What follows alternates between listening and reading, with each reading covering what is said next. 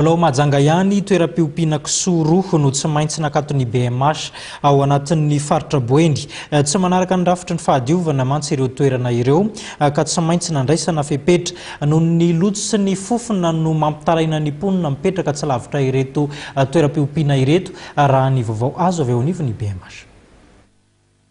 Taorian'ny fanapahan-kevitra ny raisin'ny mpitantana ny tanànan'ny Mahajanga dia nidina nijery fotony ireo toerana fiompiana Kisoa ao tamin'ny tanàna ny tompona ndraiky ny BMH ao an-toerana. Tsikatra tamin'izany fa manohitohana ny fahasalaman'ny mponina ny lojo sy ny fofona teraky ny fiompiana ao amin'ny fokontany Ambomandamina, Sotemar, ny Antsararano ka vala Kisoa roa tao amin'ireo fokontany telo ireo no tsy maintsy noesorina. Ny 50 isan-jaton'ny fitarainana voarain'ny birao munisipaly ny fahadiovana dia mahakasika ny fiompiana Kisoa avokoa raha atao anatin'ny renivohitra Boeny no resahana. Ny lalàna nefa dia mamaritra fa tsy azo atao ny manangana fisoko na toeram-piompiana ao an-tampon-tanàna raha toa ka hitondra aretina sy tsy fahadiovana ho an'ny mponina izany.